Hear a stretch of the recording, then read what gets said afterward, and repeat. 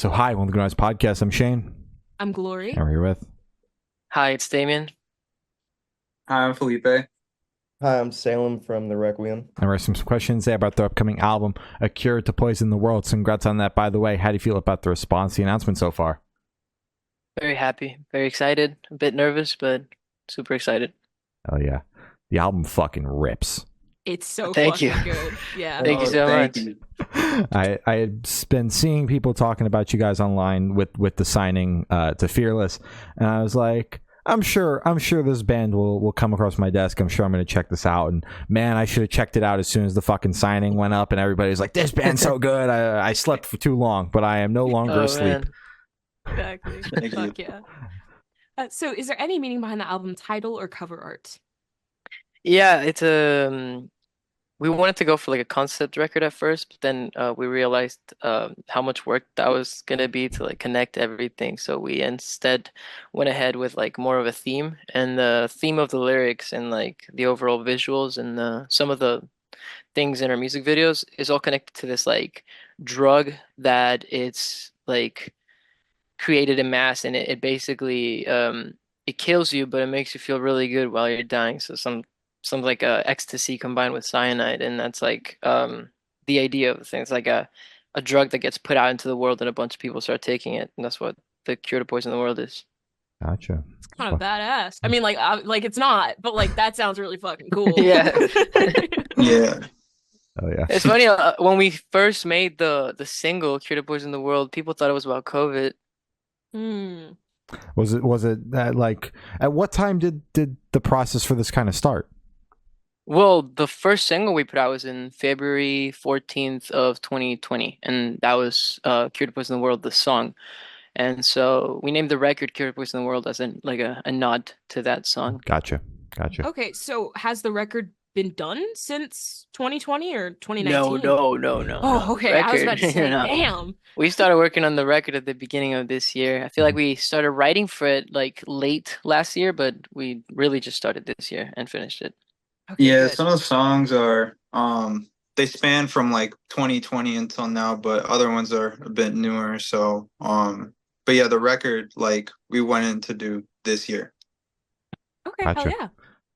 So can you guys tell us a little bit about your writing process for the album? Yeah, so usually we all kind of write independently, like ideas on our own, and then we get together as of late mostly on Discord to kind of just throw ideas around and kind of build off of that. But yeah, we always have like a pretty good chemistry and dynamic for what we're trying to look for. And I guess like over the years we've also gotten to know like our writing styles, so we take these things into account and when we're writing. And some songs require a little more work than others, but I think probably the best ones are the ones that we finish pretty quickly, and we're always like so stoked on them, so yeah, it could be anything from like Damien having a chord progression and a melody and then coming over to my place or going over to Salem's to maybe I'll have like a fully fleshed out instrumental and it just needs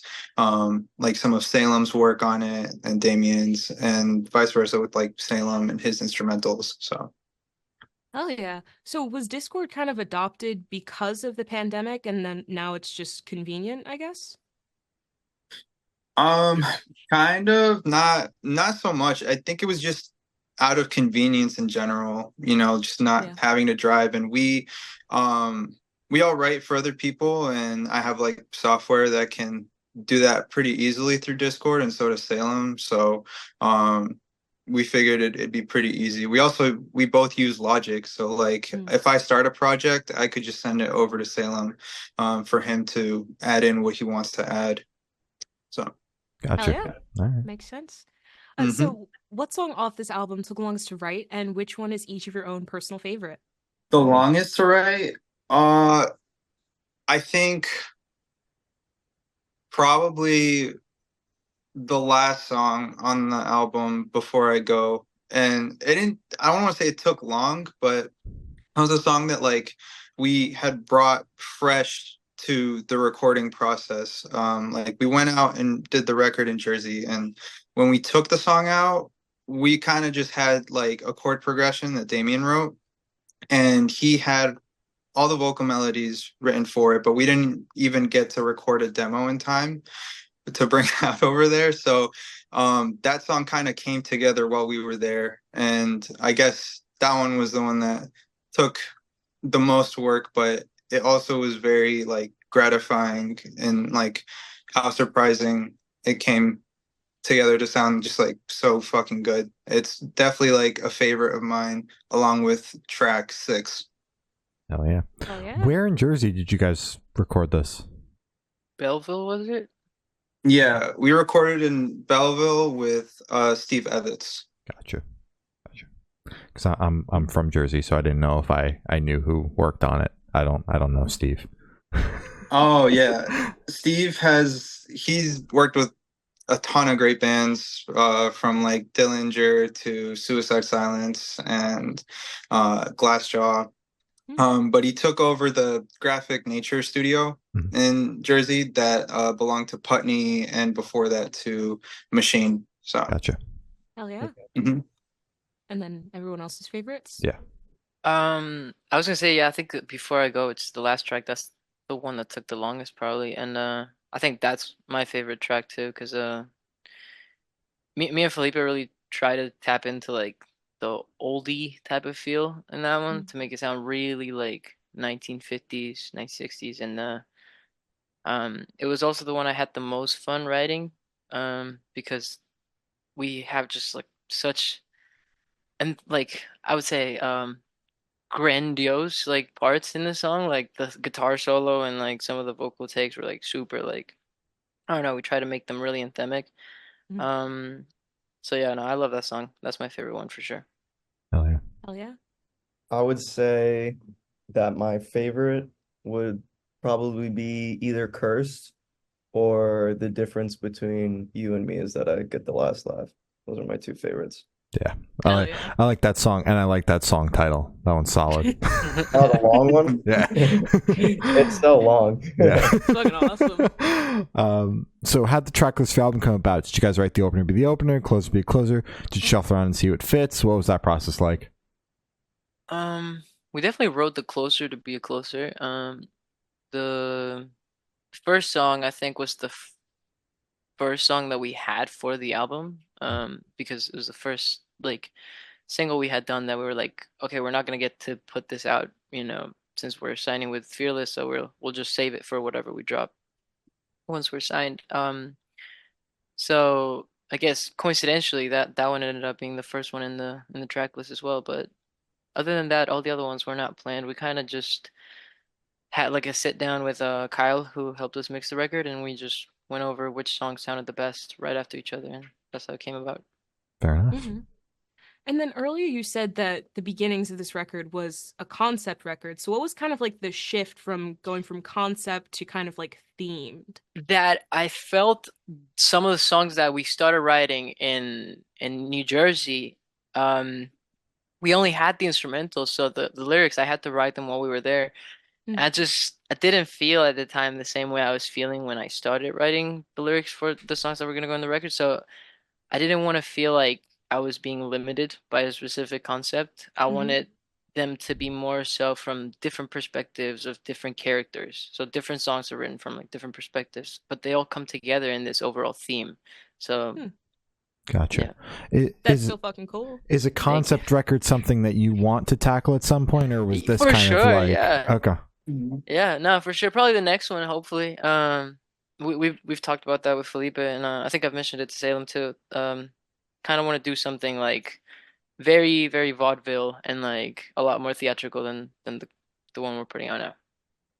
Oh, Hell yeah. yeah. Awesome. So would you guys be able to tell us where Headspace is at while you're creating this record? I In this, think it shifted a lot because some of these songs, like I said, some of them were like a little old.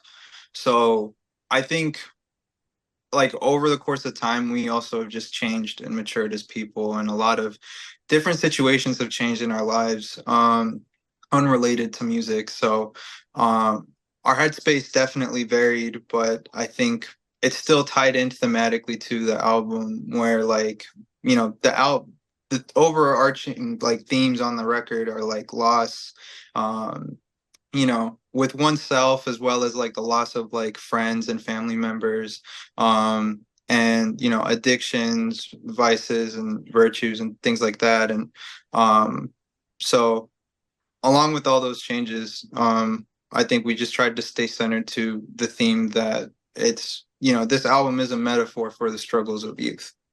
And that is something that we tried to capture with like the innocence of that and the angst behind it as well, the frustrations, which kind of just go hand in hand with the style of music.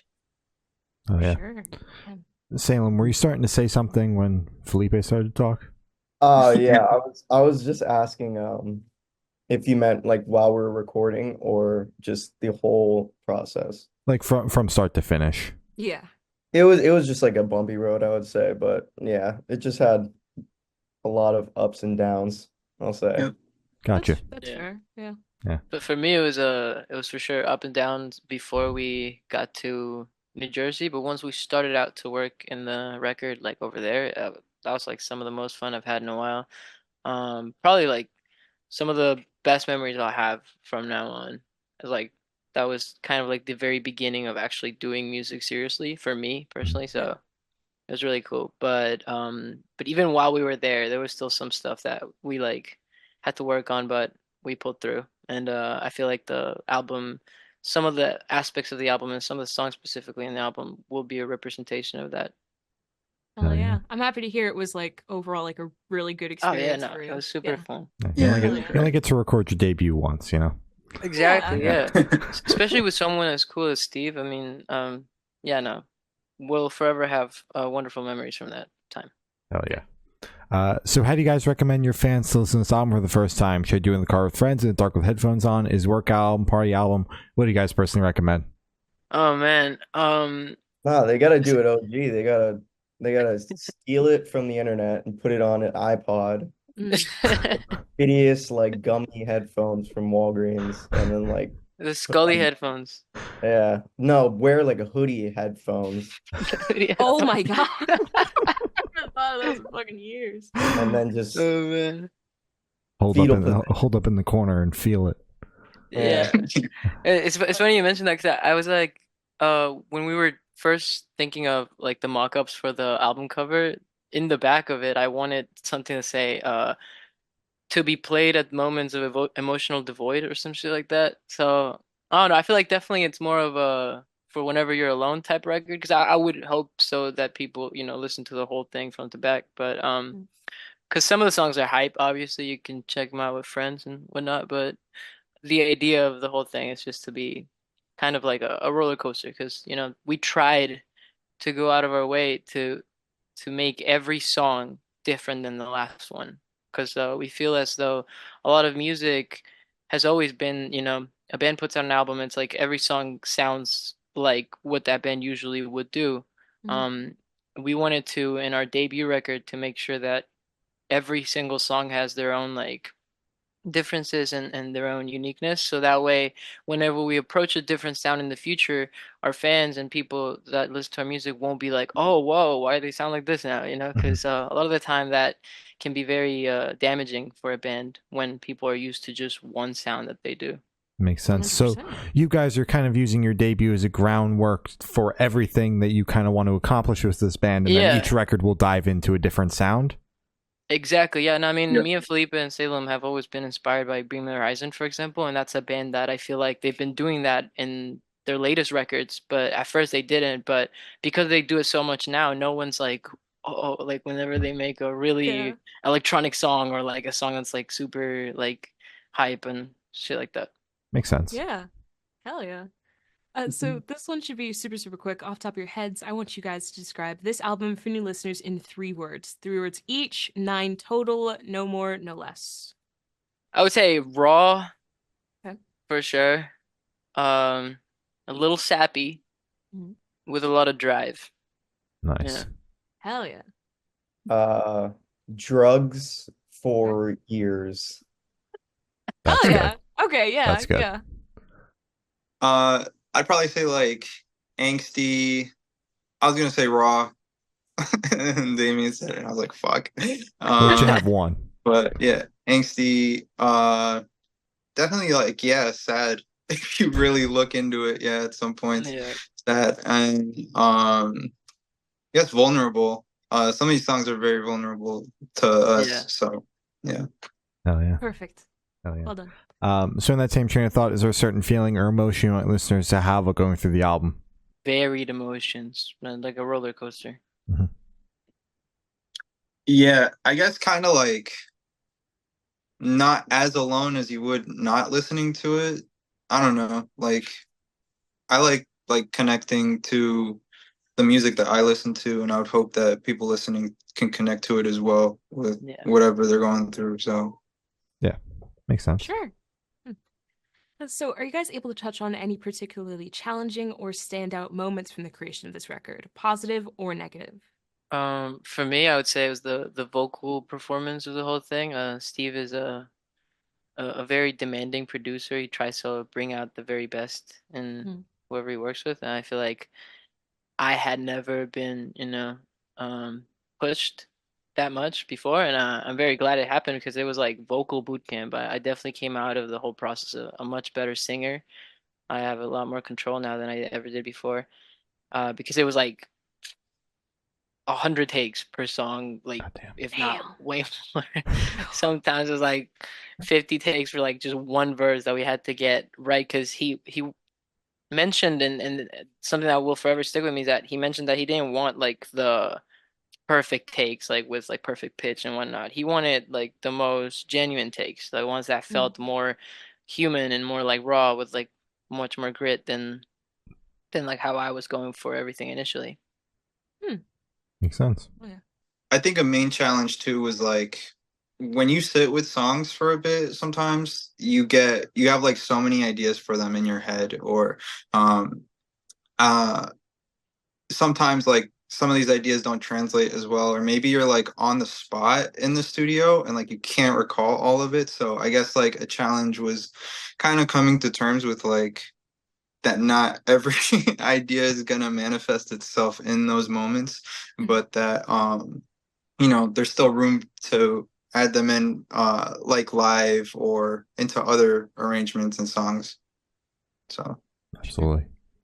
Salem, anything from you? It was overall just a positive experience, and I played bass standing up the entire record. Damn. Nice. Hell yeah. All right. So for this question, I want you to picture you're on tour at a gas station for a rest stop. What is your snack of choice? Probably Swedish fish. Yeah. Candy duck? Yeah, I like Swedish fish. What do you have against Swedish fish? What the hell? Yeah, no, I don't think I would eat a whole meal at a rest stop. Unless Swedish it's like a fish, Wawa. grandma food. Grandma food? What the fuck? Grandma's gonna lose her teeth eating that shit. Bro, your grandma's cool as hell if she eats Swedish fish. Twizzlers and Swedish fish are grandma food. Twizzlers, I agree with. Swedish fish, that's completely out of the conversation. I don't understand that. What's your go-to snack?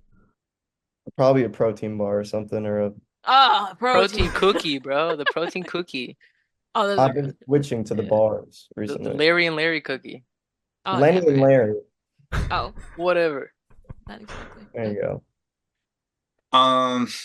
Mine would probably be, see, for like road trips and stuff, and like just like being on the road, it'd probably be something with protein as well, just to like hold me over to like the next time I can eat. So yeah. Fair enough. Hell yeah. All right. And on the topic of food, if the band was a dish, what dish would the band be and why? Probably ratatouille. Right. Yeah, because we had another project, or we were formerly known by like a French name.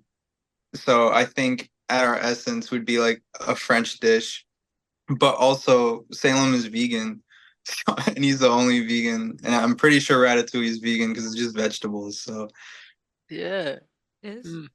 All right, sounds good. And for the last couple questions, going to shift completely away from music and go straight to death row. Boom. So if you're on death row, what would your last meal be with drink? Probably a bowl of ramen, and the drink would be mote con huesillo, which is like this peach drink from Chile. Nice. Yeah, mine would probably be a large Big Mac meal and like a 24-ounce Jack Daniels. Damn. Let's go. You're gonna fucking taste that Big Mac, man, with that fucking Jack Daniels? Well, I'm washing it down with the whiskey, Okay. and then I'm crying because I'm gonna die. Yeah, that's fair. That's fair. Probably a Chipotle bowl with just a water. So water, any ice? No ice. Ew. No. The fuck? Like Cold fucking water is Oh. not for water drinkers. It has to be spring water though. I don't want no fucking purified Dasani shit. So a room temperature bottle of water. Yep. Okay. enough. I'm gonna leave that. So if you could live in one fictional world for a week, where would you live? Oh, there's so many. I'm like a fucking nerd. So I think the main three would probably be Star Wars, Mhm. Cyberpunk, Damn right.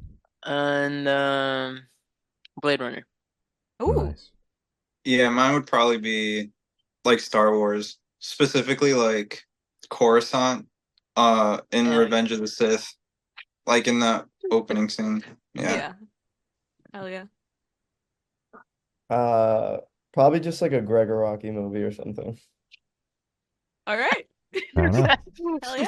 All right. I've not asked the last question. Every single person that we've spoken to have said that it is the most important question. What's your favorite color? Favorite color, turquoise. Nice. Good ass color. Red. All right. Also great color. Black. It's not a color. Come on. Come on. Come on. It's just a science class. But this is my goddamn Color podcast. theory, not science. Um, if I have to pick a color, I guess red, but black would be. You know, I'll take it. That's great. Great All right. pick. I love red. So as I said, that's all the questions you have to say. Is there anything that you would like to plug? I mean, just our socials, the Requiem band on Instagram, and then through Instagram you can find our link tree and all our other socials. The Requiem on every streaming service, and in our Instagram we also post our Discord usually. So whoever wants to join that, be on the lookout. Oh yeah. All right. Well, Okay. thank you for silence, guys. It's been the Requiem, and we have been the Good Noise Podcast.